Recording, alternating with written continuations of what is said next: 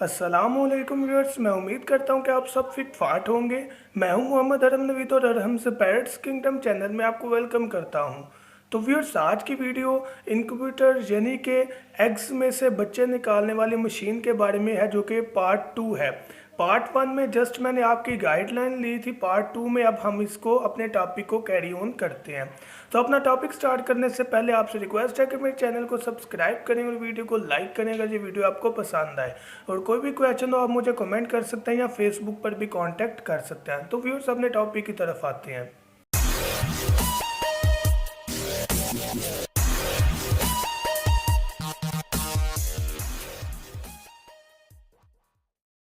तो व्यूअर्स, आज की वीडियो का जो टॉपिक है वो इसी चीज़ के बारे में है कि वो कौन सी आइटम्स या चीज़ें हैं जिनको इस्तेमाल में लाकर हम अपने घर बैठे हुए ऐसी मशीन तैयार कर सकते हैं जिससे अंडों में से बच्चे निकल आएंगे। तो हम अपना टॉपिक स्टार्ट करते हैं। जो सबसे पहली चीज़ है वो बॉक्स है। जी हाँ व्यूअर्स, आपको साथ पिक्चर भी दिखा रहा हूँ कि मैं बॉक्स कैसा चाहिए। अब याद रखिएगा, बॉक्स जो है वो आप लकड़ी का भी इस्तेमाल कर सकते हैं या किसी और भी चीज़ का जिसकी जहाँ तक आपकी रसाई इजीली हो सके।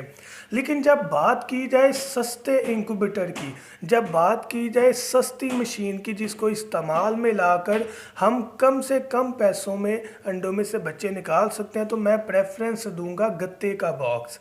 जी हाँ, ये वही बॉक्स है जो कि आम तौर पर मेडिकल स्टोर्स में भी पड़े हमें नज़र आते हैं या किसी भी दुकान में जिसमें मतलब चिप्स वगैरह के पैकेट पैक होके आते हैं। हमें ऐसा एक बॉक्स चाहिए। अब जो बॉक्स है वो आपने अपनी ज़रूरत के मुताबिक लेना है। कुछ व्यूअर्स ने शौकिया 2-4 अंडे निकालने होते हैं तो वो छोटा बॉक्स बाय कर सकते हैं, या कुछ व्यूअर्स ने एक दफ़ा ही 50-60 अंडे रखने हैं तो वो बड़ा बॉक्स भी इस्तेमाल कर सकते हैं। लेकिन मैं इधर एक इंस्ट्रक्शन दूँ, जब तक मैं अपनी नेक्स्ट वीडियो प्रॉपर हदायत के साथ अपलोड ना करूं, आप तब तक अंडे हरगिज़ नहीं रखेंगे। अगर ऐसा हुआ तो आपके पैसे भी ज़ाया जाएंगे और आप मुझे भी कहेंगे कि भाई ने कौन सी मशीन बनवा दी है, बच्चे तो निकल नहीं रहे। तो याद रखिएगा, जब तक मैं इंस्ट्रक्शंस प्रॉपर प्रोवाइड ना कर दूं, आपने एग्स नहीं रखने।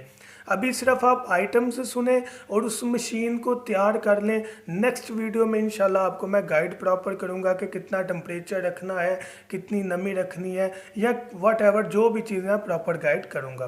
तो सबसे पहली चीज़ वही, हमें बॉक्स चाहिए गत्ते का, ठीक है। और ऐसा आपने हरगिज़ नहीं करना कि बिल्कुल छोटे साइज़ में गत्ता ले आए जो कि मतलब उधर हीट ही फ़ौरन भर जाए, तो आपको उस चीज़ का फ़ायदा नहीं होगा, अंडे फ़ौरन ख़राब हो जाएंगे।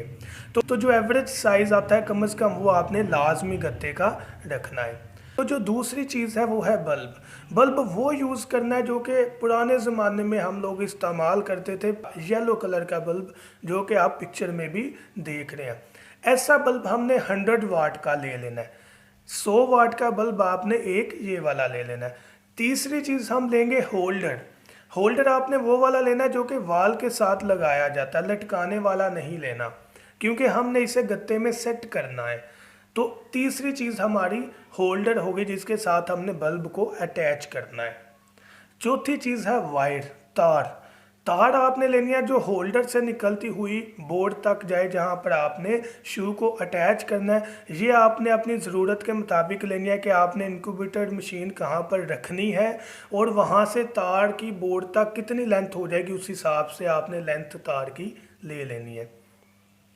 जो हमारे पास फिफ्थ चीज़ आती है, पांचवी चीज़ है, वो है थर्मोमीटर।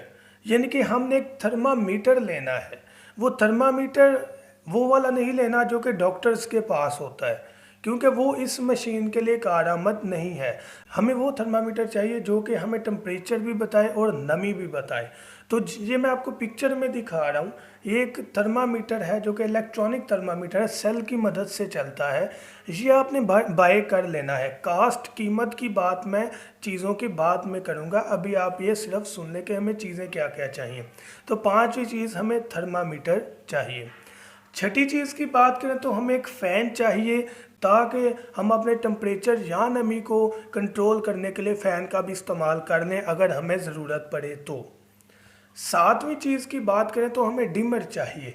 डिमर मैं समझता हूँ कि इस वीडियो का सबसे अहम जो है वो पार्ट है जिसके बगैर आप कभी भी जो है वो नई एग्स में से बच्चे निकाल सकेंगे। क्योंकि डिमर जो है, जी हाँ बिल्कुल व्यूअर्स, डिमर वही जो कि हम फ़ैन को कम या ज़्यादा करने के लिए लगाते हैं, जैसा कि आप पिक्चर में भी देख रहे हैं।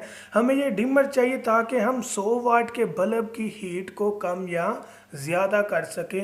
हीट ज़्यादा हो तो कम कर लें, हीट कम हो तो हम उसको ज़्यादा कर लें। ये 7 चीज़ें अभी तक मैंने आपको बताई हैं जो कि इस चीज़ का अहम हिस्सा है, जो कि इस इंक्यूबेटर के लिए हमें चाहिए। अब 8वीं चीज़ की बात करूं तो वो हमें स्पंज और एक बाउल चाहिए जिसमें हमने पानी रखना है, एक फोम और एक बाउल। व्यूअर्स, ये 8 चीज़ें हैं, आप ये बाय कर लें तो इंशाल्लाह आपका इंक्यूबेटर तैयार हो जाएगा। तो व्यूअर्स, बात करते हैं कि कास्ट की, खर्चा कितना आएगा। तो सबसे पहली चीज़ हमने बात की बॉक्स की। बॉक्स जो है वो कोई भी शॉप वाला आपको फ्री दे देगा, ना तो उसका 1 kg वज़न होता है जो आपको 10 रुपये अदा करके लाना पड़े। जो गत्ता है वो 10-12 रुपये किलो मिल जाता है, लेकिन ये किलो वज़न नहीं, ये आपको फ्री कोई भी दे देगा, तो ये आपकी कास्ट बच गई। दूसरी चीज़ है बल्ब। बल्ब जो है वो 20 से 30 रुपये की रेंज में 100 वाट का मिल जाता है। कुछ लोग 20 का देते हैं, कुछ 30 का देते हैं। बात करते हैं होल्डर की। होल्डर जो है वो आपका 40 से 50 रुपये के अंदर अच्छे वाला मिल जाता है। उसके अलावा तार की बात करें तो वो एक गज़ 10 रुपये के हिसाब से मिलती है, कुछ 15 रुपये के हिसाब से दे देते हैं। तो एस्टीमेट आप ये कर लें कि 10 से 20 रुपये की गज़ के हिसाब से आपको तार मिल जाती है। तो मेरे ख्याल से 1-2 गज़ से ज़्यादा आपको तार नहीं चाहिए होती।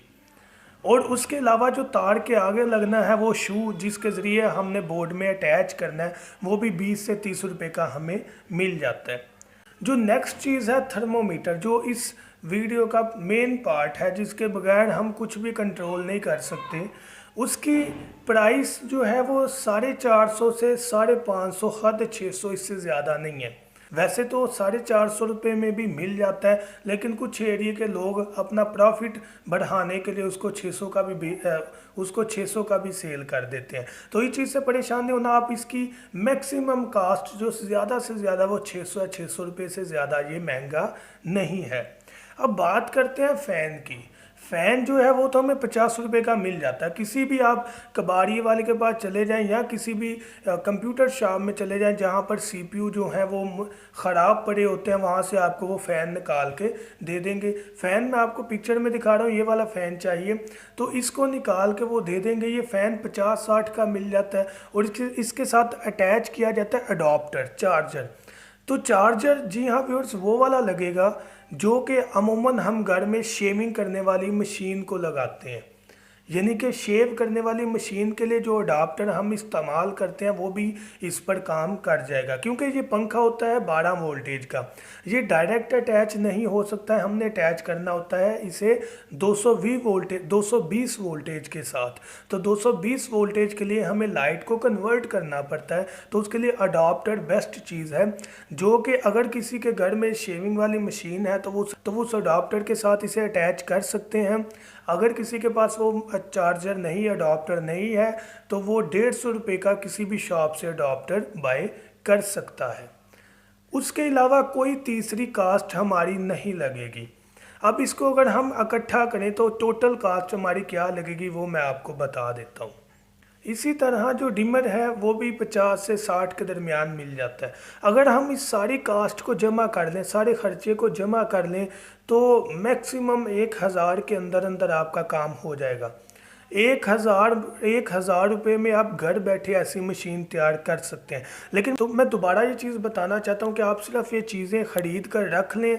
नेक्स्ट वीडियो में मैं आपको बताऊँगा कि हमने इनको जोड़ना कैसे और कहाँ कहाँ पर रखना है, और उससे नेक्स्ट वीडियो में बताऊँगा कि हमने इनका टेम्परेचर क्या रखना है, केयर क्या है, क्योंकि केयर के बगैर कुछ भी पॉसिबल नहीं है। तो अभी आप शॉप से ये चीज़ें बाय करके रख लें। इंशाल्लाह 1-2 दिन तक या इंशाल्लाह नेक्स्ट वीडियो पर मैं आपको मुकम्मल वीडियो बनाकर दिखाऊंगा जिस तरह मैंने अपना बॉक्स तैयार किया है मशीन से बच्चे निकालने के लिए।